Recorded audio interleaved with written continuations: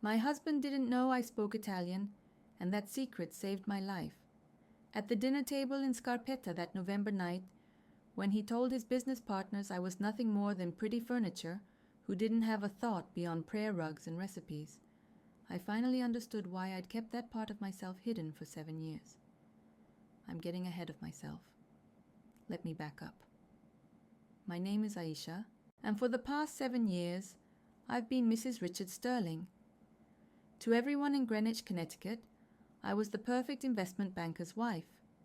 Quiet, modest, always in a hijab, always smiling at the charity galas, always nodding politely when Richard's colleagues made their uncomfortable jokes about Middle Eastern politics or asked me if I missed riding camels, as if my family's third-generation medical practice in New Jersey somehow involved desert transportation.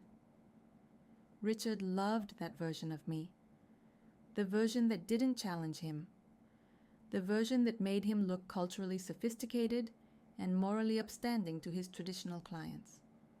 What he didn't know was that before I met him, before I chose to embrace a more conservative practice of my faith and started covering my hair, I had spent 4 years in Florence, 4 years studying Renaissance art history, 4 years arguing about Caravaggio in perfect Italian with professors who barely spoke English, 4 years becoming fluent in a language I decided to tuck away when I came home and met a man who seemed to offer stability and respect.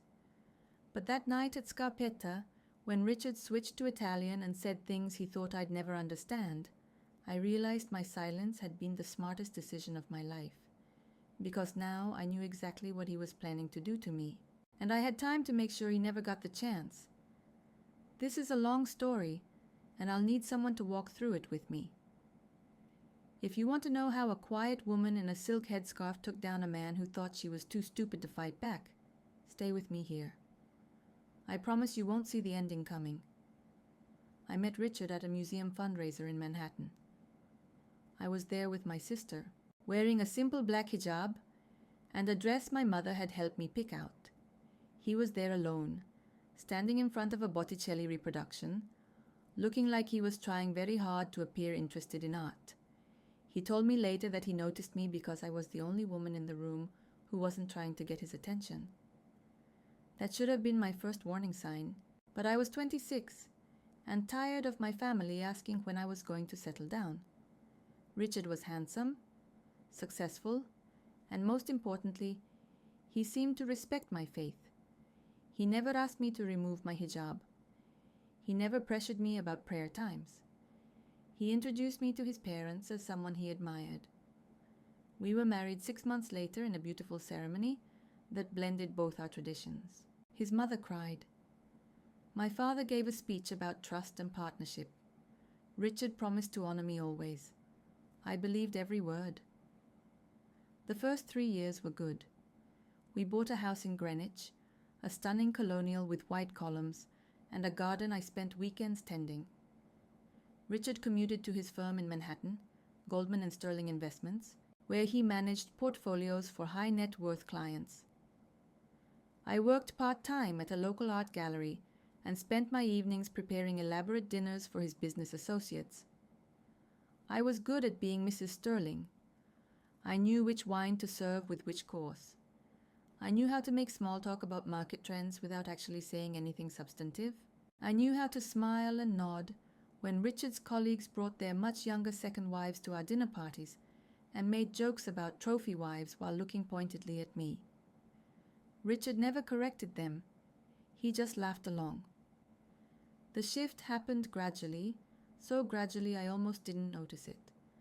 First, it was the way he stopped asking about my day. Then it was the late nights at the office that became later and more frequent.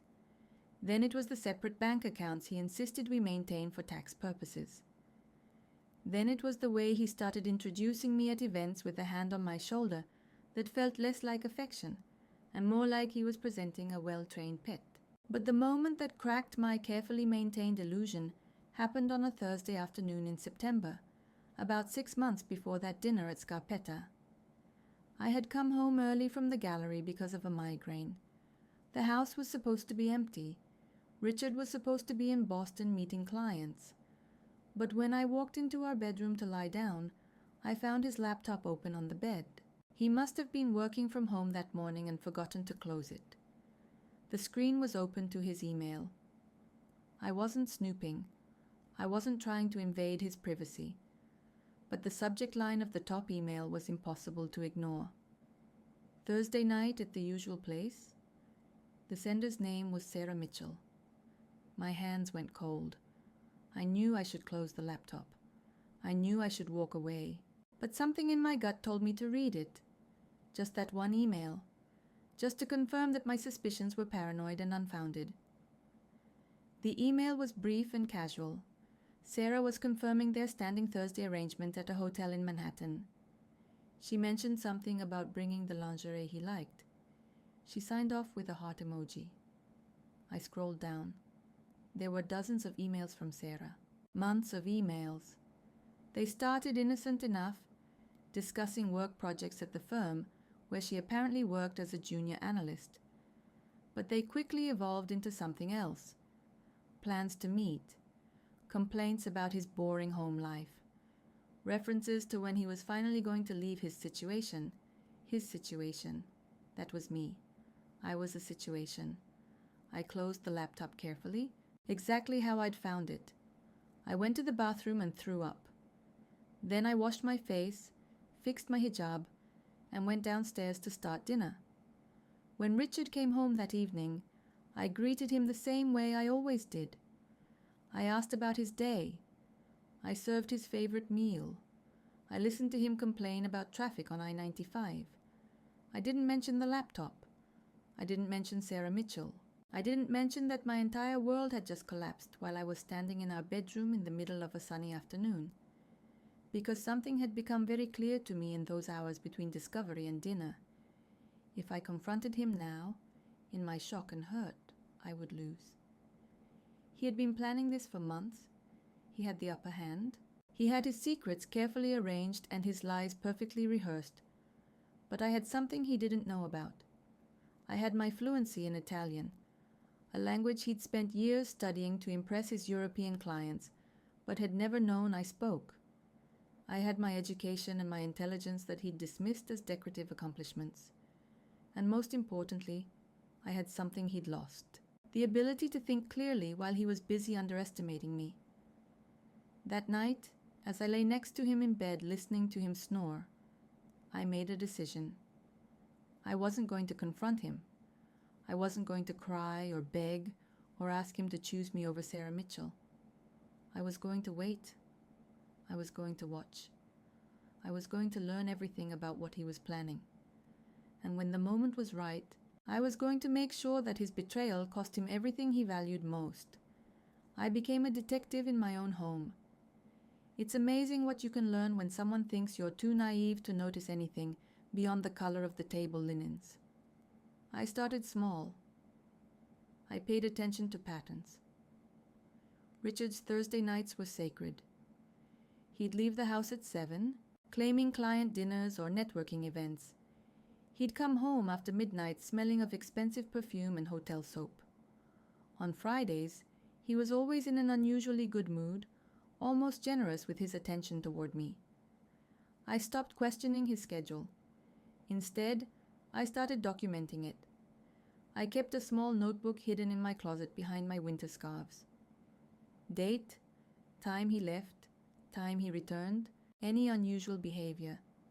I was methodical about it, the same way I'd been methodical about my thesis research in Florence years ago.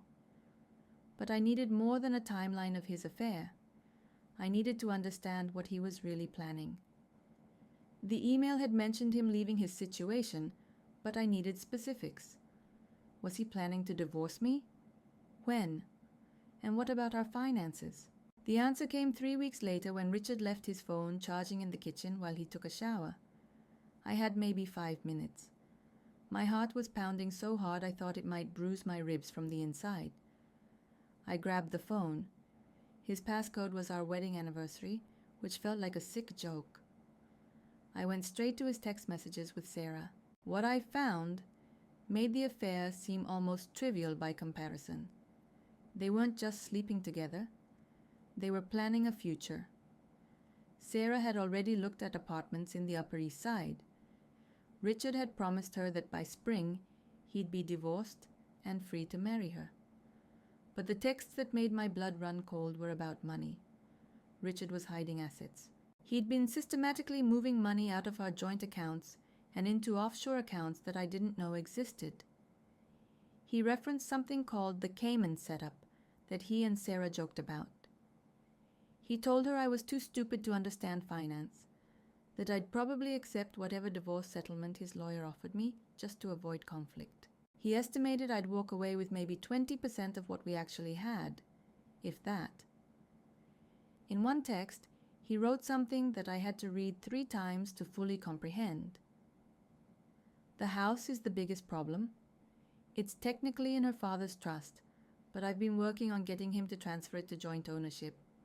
Old man likes me, thinks I'm good for his daughter. Once it's in both our names, I can force a sale in the divorce. Aisha won't fight it. She never fights anything.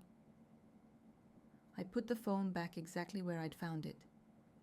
I walked to the bathroom and sat on the edge of the tub, trying to breathe normally.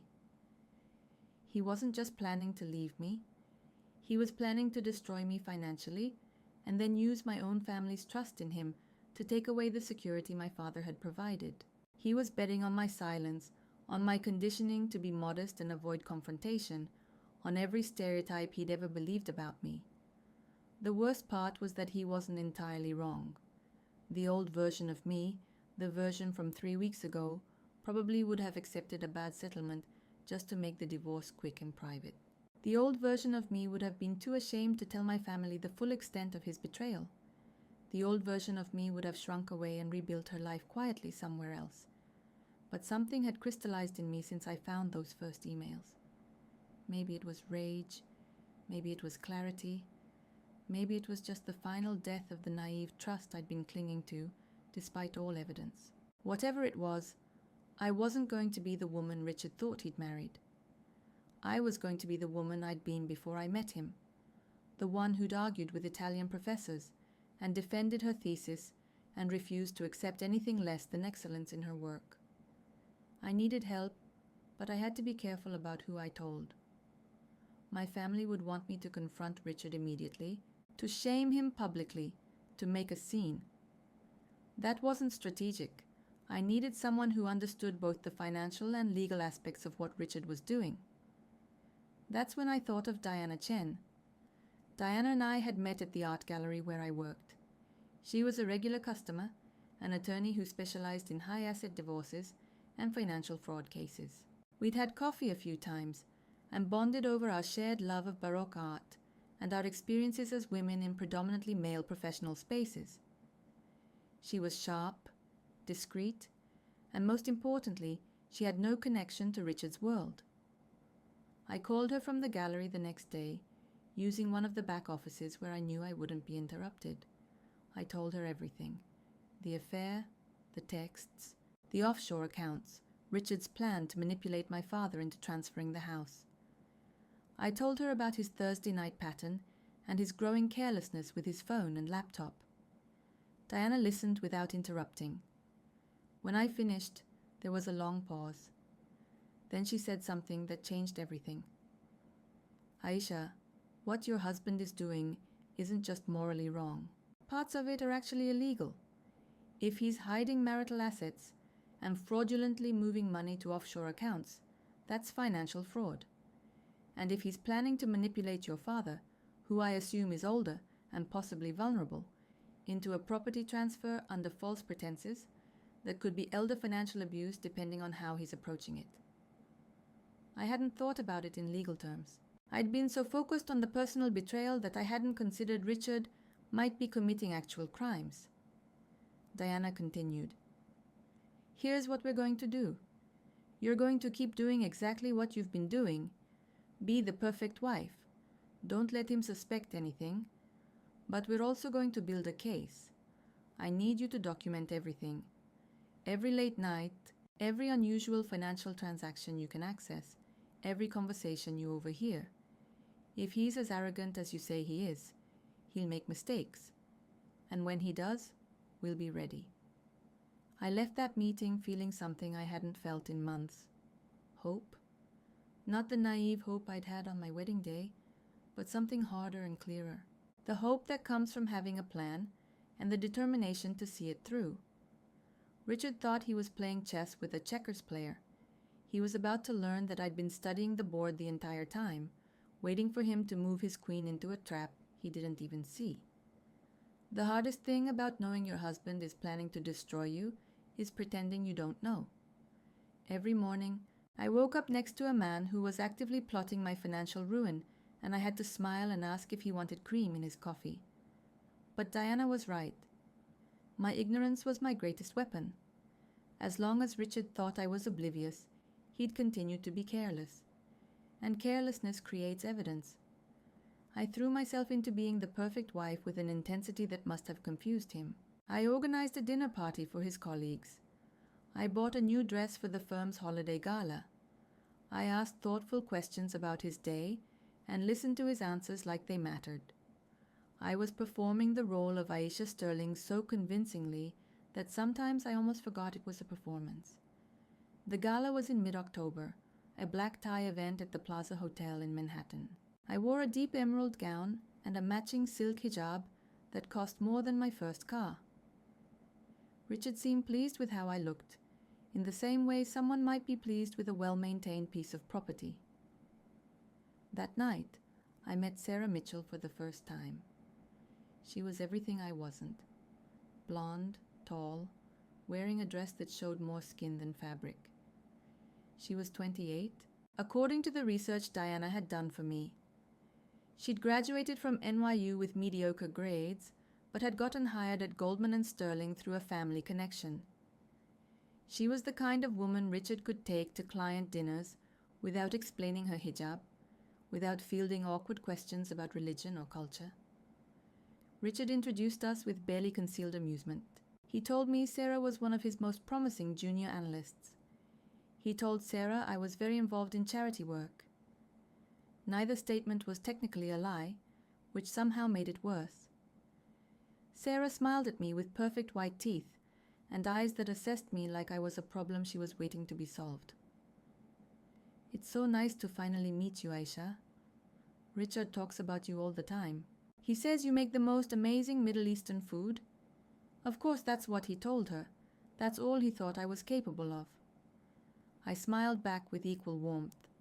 How sweet of him. And you must be very talented to be working with such high-profile clients so early in your career.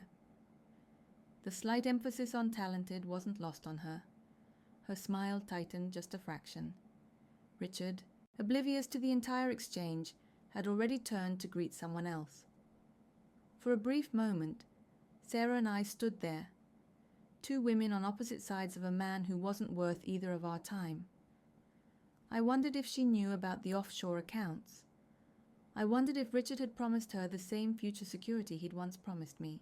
I wondered if she'd end up just as disposable as I was when someone younger and blonder came along.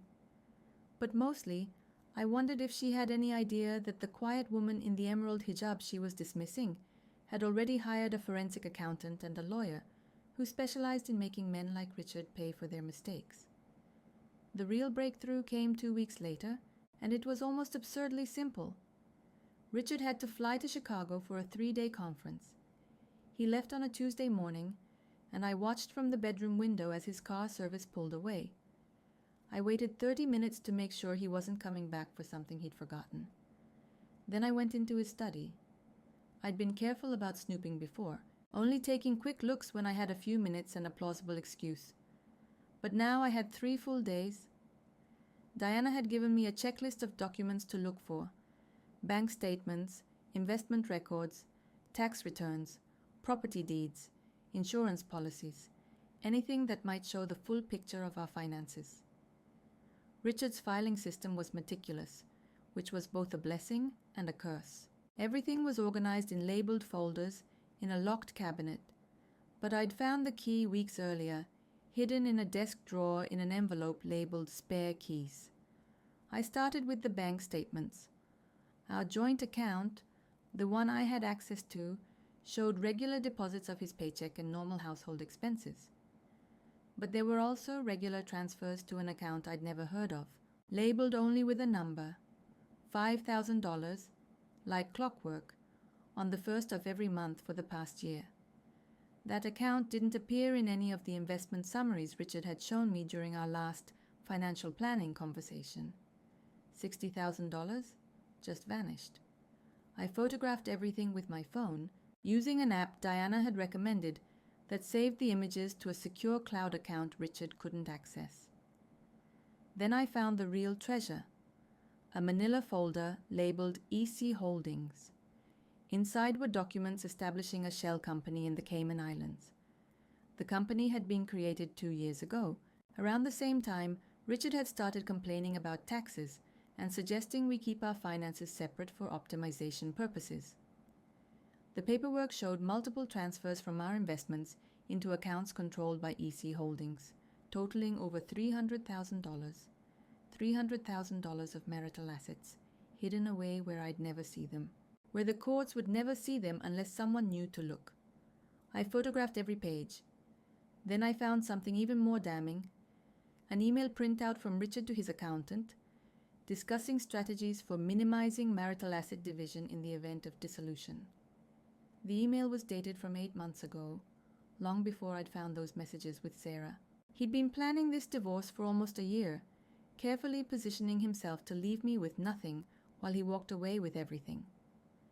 I was so focused on photographing documents that I almost didn't hear the front door open downstairs.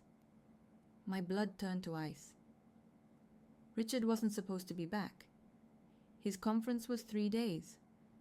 But I heard his voice calling my name, heard his footsteps in the hallway below. I had maybe 30 seconds. I shoved the documents back into the folder back into the cabinet, locked it, threw the key back in the drawer. My hands were shaking so badly I nearly dropped my phone. I backed out of the study just as I heard him starting up the stairs. I met him in the hallway, trying to look casual despite my racing heart. "Richard, you're back early? Is everything okay?" He looked annoyed. "They cancelled the afternoon sessions. Some issue with the venue. I figured I'd come home and work from here." He glanced past me toward his study. "What are you doing upstairs?" My mind went blank for a horrible second. Then, I was looking for that blue scarf I wanted to wear to the mosque tomorrow. I thought I might have left it in the guest room closet. The lie came out smooth, natural. 7 years of marriage had taught me something useful after all. Richard barely processed my answer. He was already moving past me toward his study. "Fine. I've got calls to make.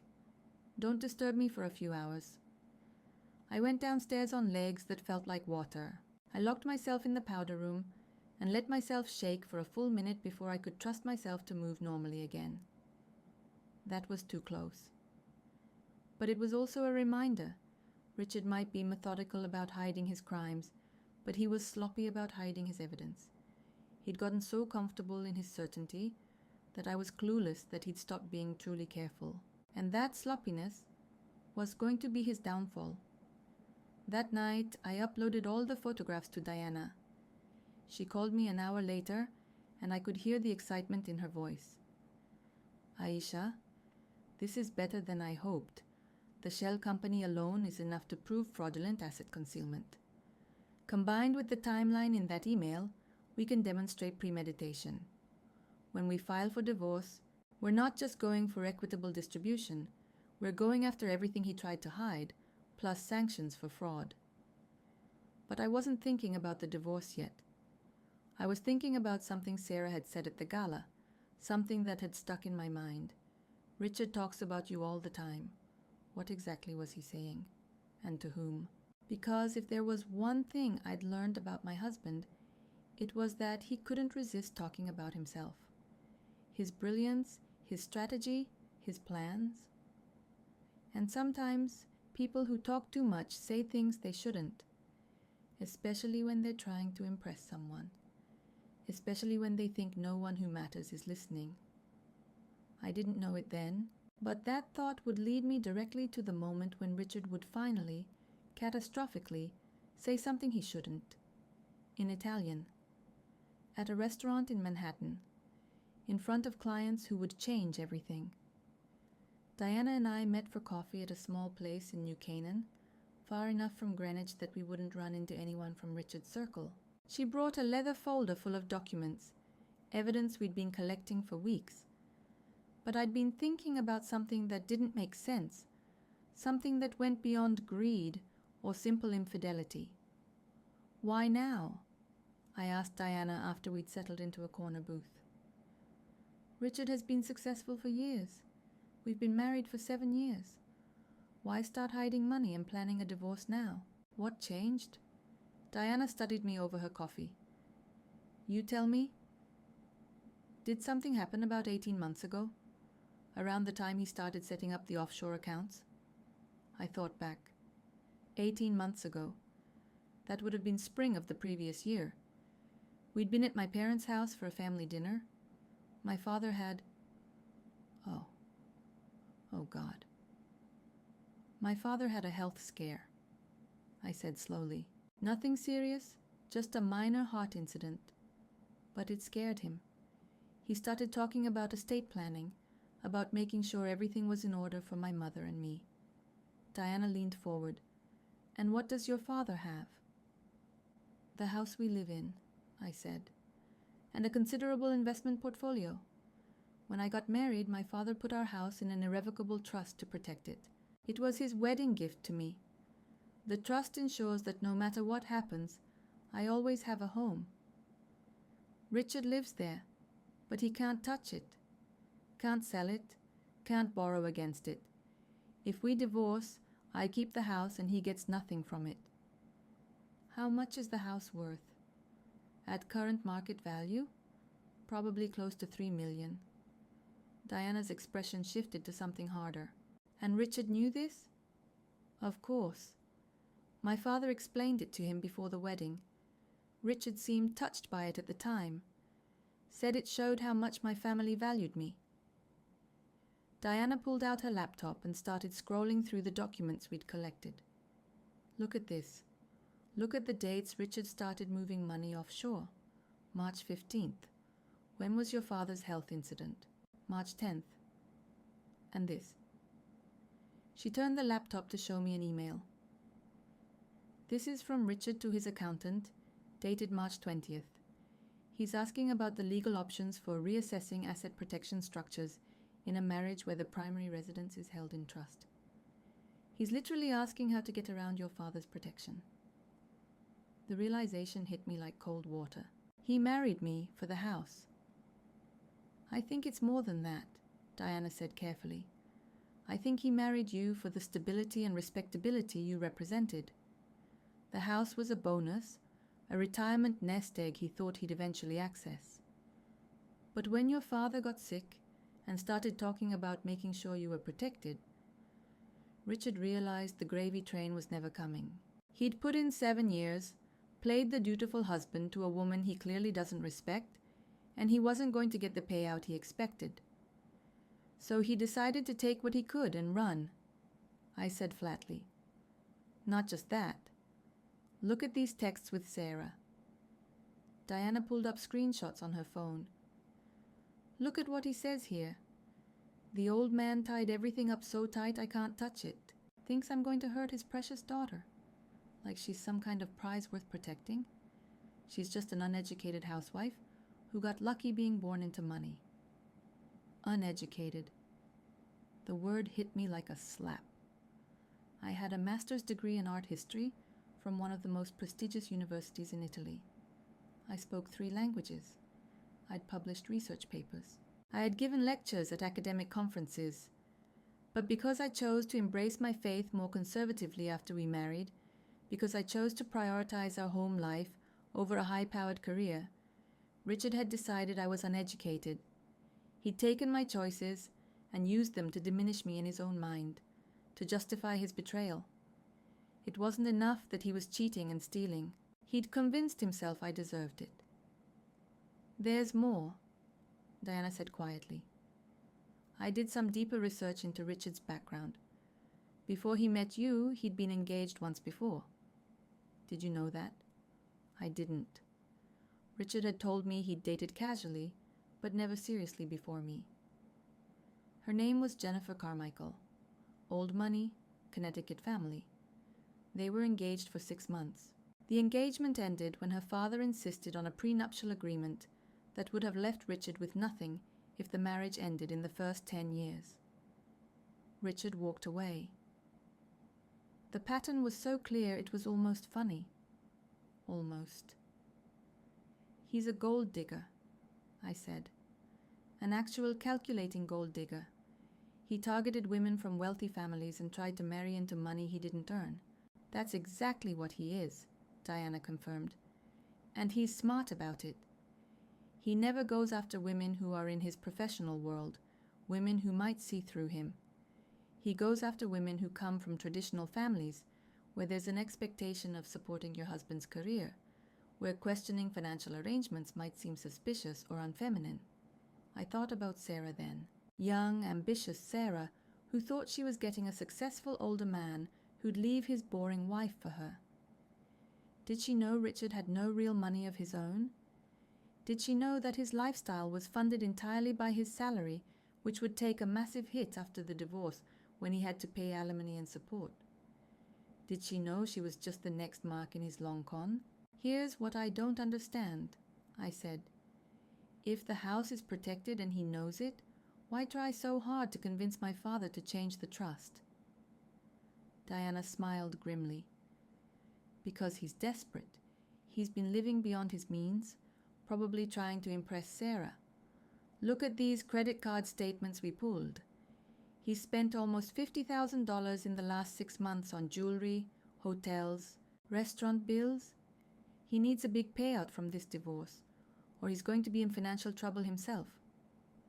She pulled out another document. And this is the most interesting part. Richard took out a personal loan 6 months ago, $200,000. He told the bank it was for home renovations, but there haven't been any renovations, have there? I shook my head. That money went somewhere. My guess? He's been paying off other debts. Maybe he's been gambling. Maybe he's been making bad investments. But whatever it is, Richard is much more financially vulnerable than he appears. The offshore accounts aren't just greed, they're survival. This changed everything. I'd been thinking of Richard as someone cruelly discarding a wife he'd grown bored with. But the truth was worse. He was panicking. A desperate man making desperate moves. And desperate people made mistakes.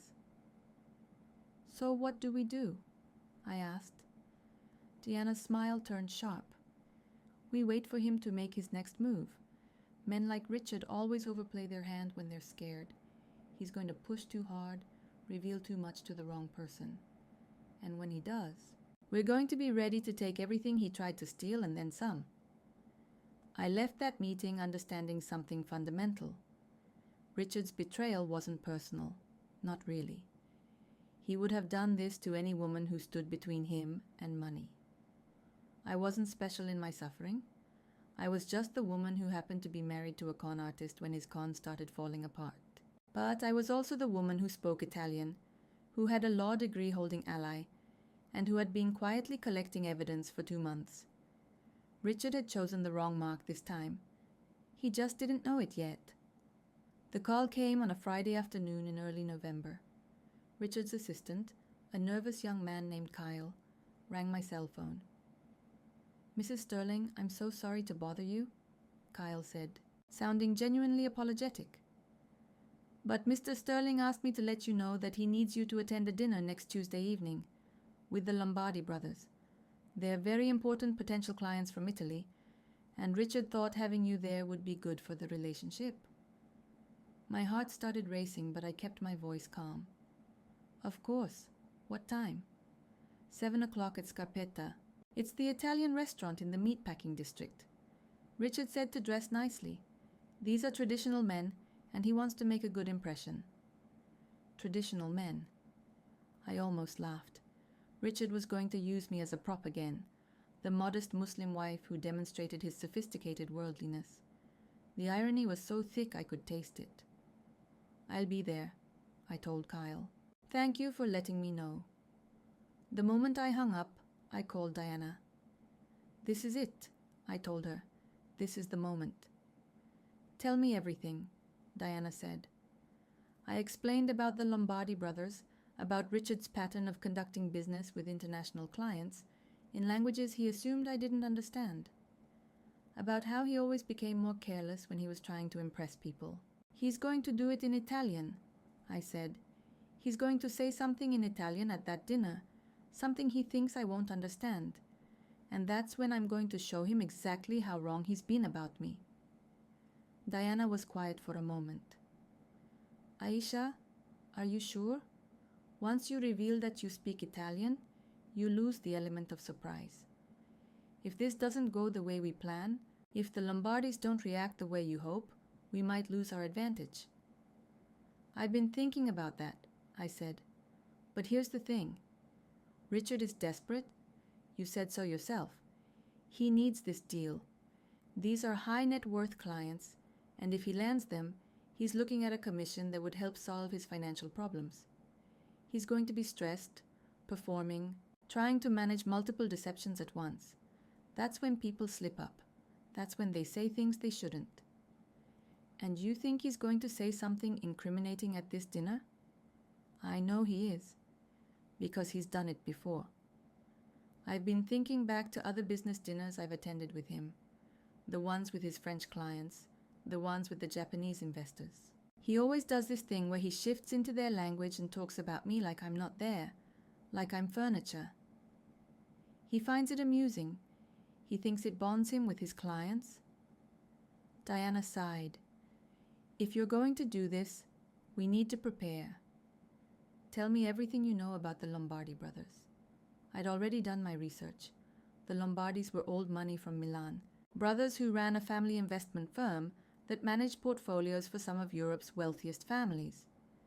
They were devout Catholics, politically conservative, and notoriously careful about who they did business with. They valued integrity and traditional family structures. In other words, they were exactly the kind of men who would be horrified by what Richard was doing. "Perfect," Diana said when I finished. "Here's what we're going to do. You're going to wear a wire." "A wire? Like in a cop show?" "Exactly like in a cop show. It's legal in Connecticut as long as one party to the conversation consents to the recording, and you're a party to the conversation. Anything Richard says at that dinner, we'll have on tape. Even if the Lombardis don't react the way you hope, we'll have evidence of him speaking disparagingly about you, possibly admitting to the affair, maybe even referencing the hidden accounts. What if he finds it? He won't. The technology is tiny now. It'll be hidden in your jewelry or your clothing. He'll never think to look. Why would he? You're just his quiet, obedient wife." That phrase again. Quiet, obedient wife. I'd spent 7 years playing that role so well that everyone, including Richard, believed it was who I really was. They were about to find out how wrong they'd been. Over the next few days, Diana and I planned every detail. I practiced my Italian, making sure I could speak without any hesitation or American accent that might give away that I'd learned it as an adult. I researched the Lombardi brothers' business history, their public statements, their values. I needed to understand them well enough to appeal to their sense of ethics when the moment came. Most importantly, I decided what I was going to say. Not just the Italian, but the English. The confrontation needed to be perfect, devastating, precise. This was my one shot. There were no do-overs. On Monday night, Richard came home late as usual. I was in the living room, reading a book about Caravaggio's use of light. He barely glanced at me. "Tomorrow's important," he said, pouring himself a scotch.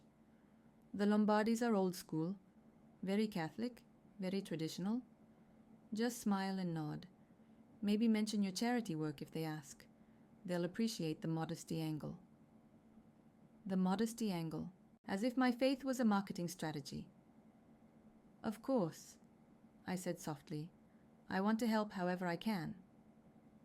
He smiled at me then, a smile that might have looked affectionate to anyone else, but I now recognized as the smile of someone surveying their property. "That's my girl.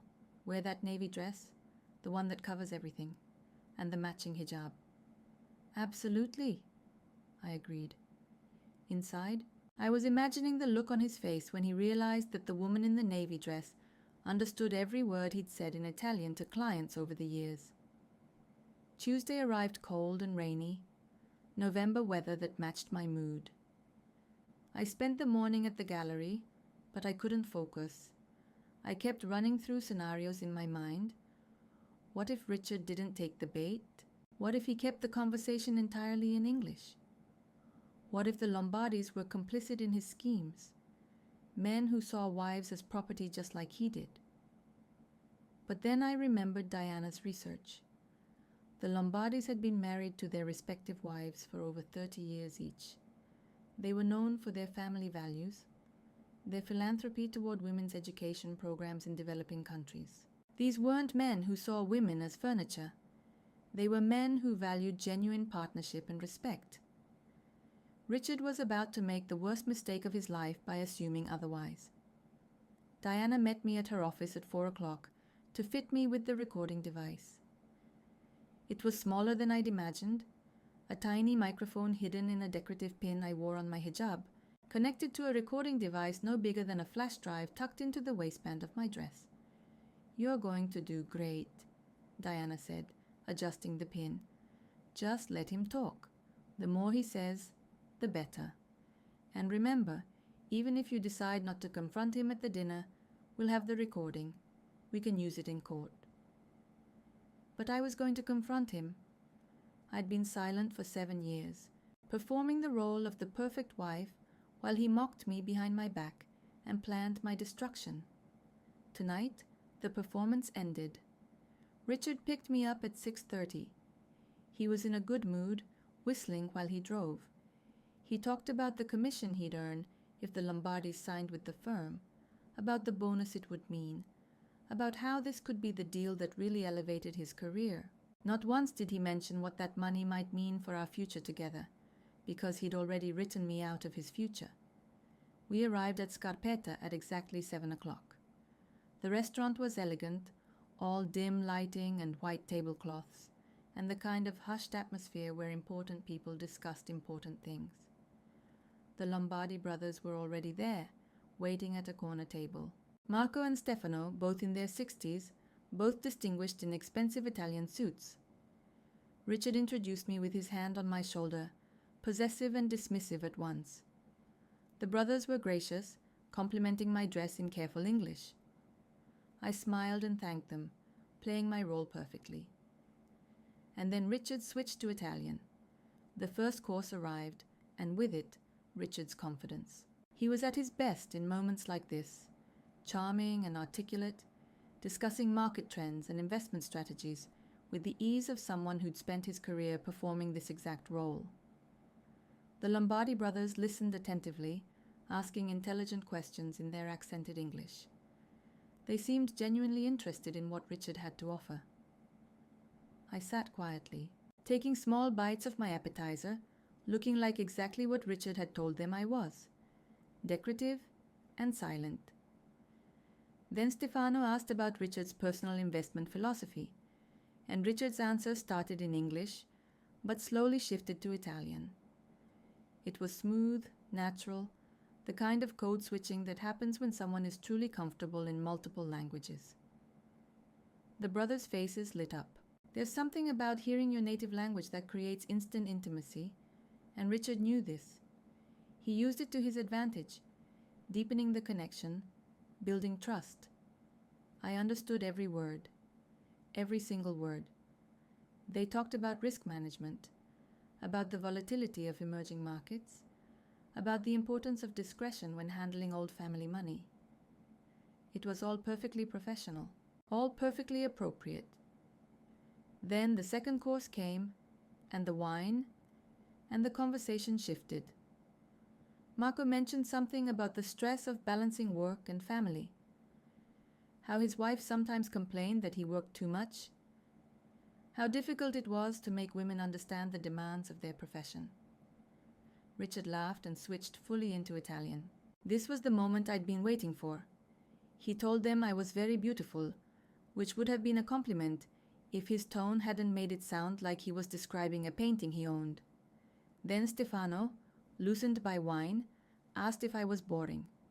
He used the word noiosa, which in Italian can mean boring or tedious. He gestured at my hijab, implying that my modesty made me uninteresting. Richard's response is burned into my memory, every word sharp and clear. He said I was perfect furniture. Mobilio perfetto.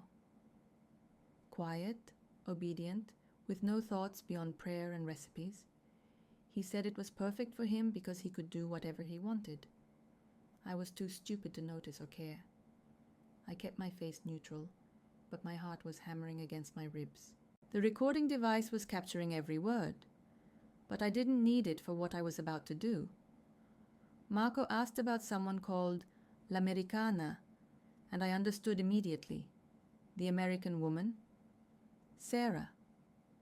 Richard grinned and told them Sarah was waiting for him at a hotel at that very moment, that once this deal was signed, he was moving his commission to an account in the Caymans that I would never see, that he planned to divorce me by spring and leave me with nothing but my scarves, that my family was too proud to take me back comfortably, that he'd be free, rich, and with a woman who actually showed some skin. The cruelty of it was breathtaking. Not just the affair, not just the theft, but the complete contempt. The way he reduced my faith to a punchline, my modesty to an inconvenience, my entire existence to an obstacle he was gleefully planning to remove. I waited while they finished laughing. I waited while Richard pulled out his tablet to show them preliminary investment documents. I waited while the waiter brought tiramisu, my hands steady despite the rage burning in my chest. Richard looked at me, switching back to English with that condescending smile I'd seen 1,000 times. He told me the tiramisu was Italian, that I wouldn't understand the nuances. I placed my spoon down carefully. I looked at Marco, then Stefano, then finally locked eyes with Richard. Il tiramisu è eccellente, I said in perfect Italian, my accent flawless, cultivated in 4 years of living in Florence. Ma manca un po' di amaretto, non credi? The tiramisu is excellent, but it lacks a bit of amaretto, don't you think? The silence that fell over the table was absolute. Richard's face drained of all color, his expression shifting from confusion to recognition to pure horror in the span of 3 seconds. I turned to the Lombardi brothers, maintaining my composure even as I could feel my hands starting to shake.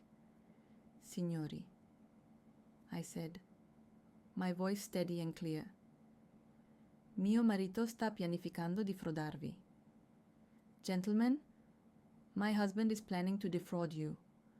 I continued in Italian, explaining that Richard had just boasted about hiding his commission in the Caymans to avoid taxes and divorce settlements. That he'd referred to their traditional values as a useful tool to manipulate them. That everything he'd said in the past 30 minutes had been calculated to deceive them while mocking the woman sitting 3 feet away. Marco's face went dark with fury.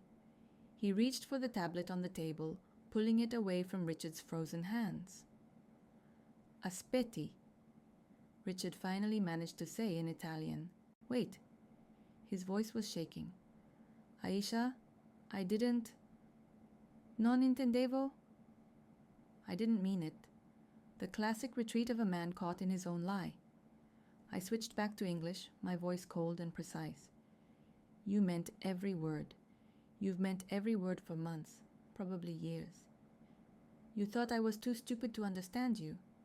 You thought my hijab covered my brain along with my hair. You thought wrong.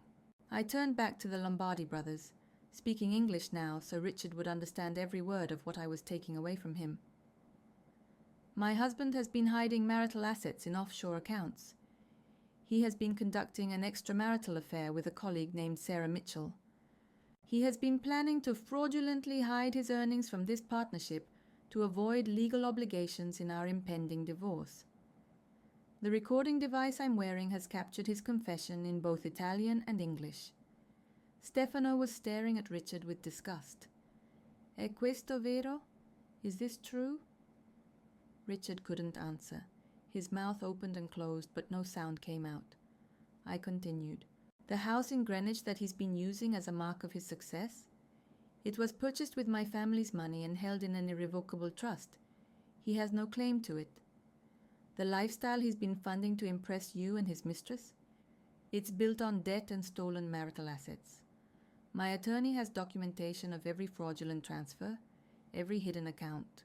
The man you were about to trust with your family's fortune is a con artist who targets wealthy women and steals their assets." Marco stood up from the table. "This meeting is finished. Stefano, andiamo." Richard finally found his voice. "Wait, please, we can discuss this. Aisha is misunderstanding." "She's not misunderstanding anything." Marco cut him off, his English suddenly crystal clear. "She's been the only honest person at this table. My father taught me that a man who disrespects his wife will disrespect his business partners. You've proven him right." They left without another word, leaving Richard and me alone at the table with half-eaten tiramisu and the wreckage of his carefully constructed lies. Richard turned to me, and for the first time in our marriage, I saw something other than condescension in his eyes. I saw fear. "How long have you known?" he whispered. "Long enough," I said, standing up and smoothing my dress. "Long enough to hire an attorney, document your fraud, and prepare for what happens next. Sarah is welcome to you, by the way, but you should probably tell her that the lifestyle she's expecting isn't coming. The house you live in belongs to my family's trust. Your offshore accounts are going to be seized as marital assets, and the partners at Goldman and Sterling are going to be very interested to learn about your creative accounting practices." I picked up my purse. "I'll be staying at my parents' house. You'll be hearing from my lawyer tomorrow. Don't try to contact me. Don't try to access any joint accounts. And definitely don't try to claim you didn't know what you were doing. I have it all on tape, in 2 languages." His face crumbled. "Aisha, please. We can work this out. I made mistakes, but—" "You made choices?" I corrected him. "You chose to betray me. You chose to steal from me. You chose to mock my faith and my intelligence and my trust. Those weren't mistakes. Those were who you really are." I walked out of Scarpetta into the rain, leaving Richard sitting alone at a table set for 4, surrounded by documents for a deal that would never happen and a future that had just disintegrated around him. My phone buzzed as I reached the street. A text from Diana. "Hotel across the street, presidential suite. I want to hear everything." I looked up at the building she'd indicated, then back through the restaurant window where I could still see Richard, his head in his hands, the golden boy who'd finally been caught. And I realized something that made me smile despite everything. I wasn't crying. I wasn't shaking. I wasn't wondering if I'd made a mistake. I was free. The legal proceedings moved faster than I expected. When you have recordings of your spouse admitting to fraud, hidden offshore accounts, and plans to steal marital assets, judges tend to pay attention. Diana filed for divorce 3 days after the dinner at Scarpetta. Along with the divorce petition, we filed motions to freeze all of Richard's accounts, to seize the offshore holdings, and to impose sanctions for fraudulent conduct. We also sent copies of the recordings to the compliance department at Goldman and Sterling. Richard was suspended from his firm pending investigation within a week. The investigation took 3 months. They found everything: the hidden accounts, the fraudulent transfers, the personal loan he'd taken out claiming it was for home renovations. They found records of him using company resources to conduct personal business, of him falsifying expense reports to fund his affair with Sarah, of him violating conflict of interest policies. He was terminated for cause. No severance package. No recommendations. His professional reputation in shambles. The partners at Goldman and Sterling weren't just angry about the fraud. They were angry about the Lombardi brothers, who'd immediately told everyone in their international network about Richard Sterling, the investment banker who'd insulted his wife in Italian and tried to hide assets. The story spread through wealthy European circles like wildfire. Goldman and Sterling lost 3 major clients who didn't want to be associated with the firm that had employed such a man. Sarah Mitchell was also quietly let go, though the official reason was restructuring. I heard through Diana's connections that she'd tried to stay with Richard at first, convinced that they could still make it work. But when she realized he had no money, no job, and a mountain of legal bills ahead of him, she disappeared. Last I heard, she'd moved to California and started dating a tech entrepreneur. The divorce was finalized 6 months after that dinner. I got the house, as expected, since it had always been held in my family's trust. But I also got 60% of Richard's retirement accounts, all of the recovered offshore funds, and a judgment against him for the fraudulent transfers. The judge was particularly unimpressed with a man who'd tried to steal from his wife while insulting her faith and intelligence. Richard had to pay my attorney's fees. All of them. Diana's bill was substantial. My father, when he learned the truth, wanted to do something much more dramatic to Richard. But I reminded him that the best revenge wasn't violence or public humiliation beyond what Richard had already suffered. The best revenge was living well. The thing no one tells you about surviving betrayal is that the hardest part isn't the betrayal itself. It's rebuilding your ability to trust yourself. For months after the divorce, I questioned everything. Had I been blind? Had I ignored warning signs? How had I spent 7 years married to someone who saw me as furniture? But slowly, with my family's support and Diana's friendship, I started to understand something important. Richard's ability to deceive me wasn't a reflection of my weakness. It was a reflection of his skill at manipulation and my capacity for trust. He'd seen my faith and my modesty as vulnerabilities to exploit. I'd seen them as expressions of my values and my identity. I wasn't wrong. He was. A year after the divorce, I did something I'd been thinking about for months. I applied for a position at a museum in Manhattan, curating an exhibition on Renaissance women artists. I used my master's degree, my research experience, my fluency in Italian. I used all the parts of myself that Richard had dismissed as decorative and irrelevant. I got the job. The exhibition opened last month to incredible reviews. Critics called it groundbreaking, noting how it centered the voices and perspectives of women who'd been erased from art history. During my opening remarks, I spoke about how these women had worked in the shadows of more famous men, how their contributions had been attributed to their husbands or fathers or male teachers, how they'd been dismissed as merely talented hobbyists rather than serious artists. I didn't mention Richard by name, but everyone who knew my story understood what I was really saying.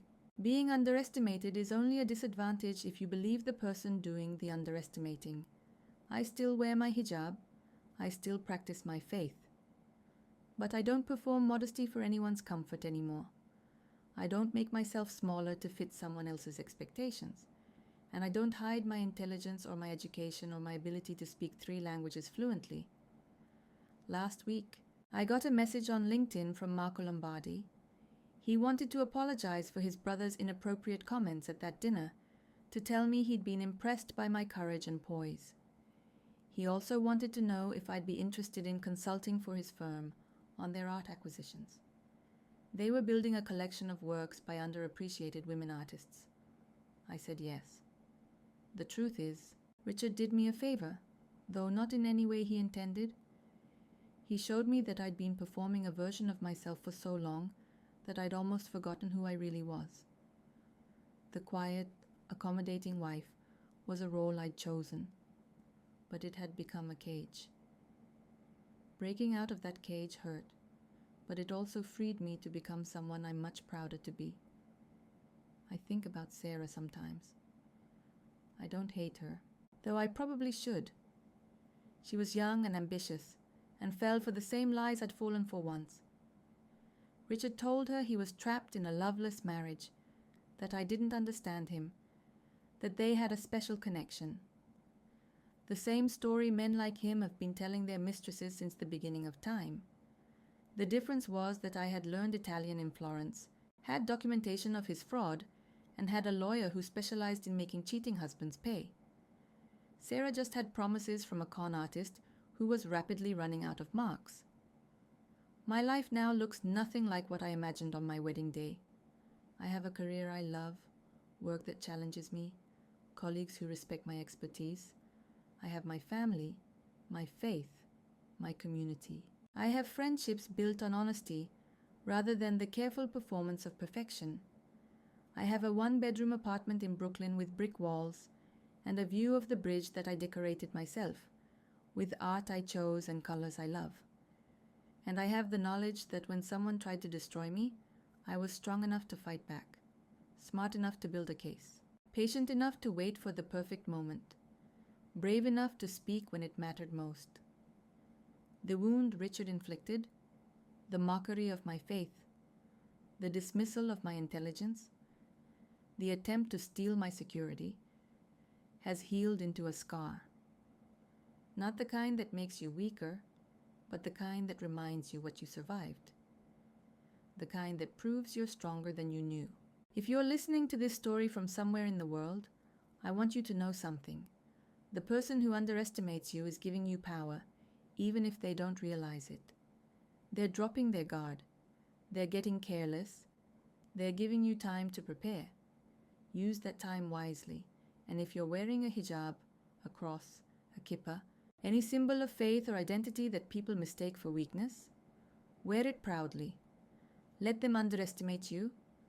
Let them think you're simple or naive or too traditional to understand their complex games. And then, when the moment is right, speak in perfect Italian and watch their world fall apart. I'd love to hear from you. Comment below and tell me where you're listening from. What city? What country? And if this story resonated with you, if it gave you hope or strength or just a few minutes of satisfaction, subscribe to hear more stories like this. Stories about women who refused to stay silent. Women who fought back intelligently. Women who won because we deserve to win. And more often than you might think, we do.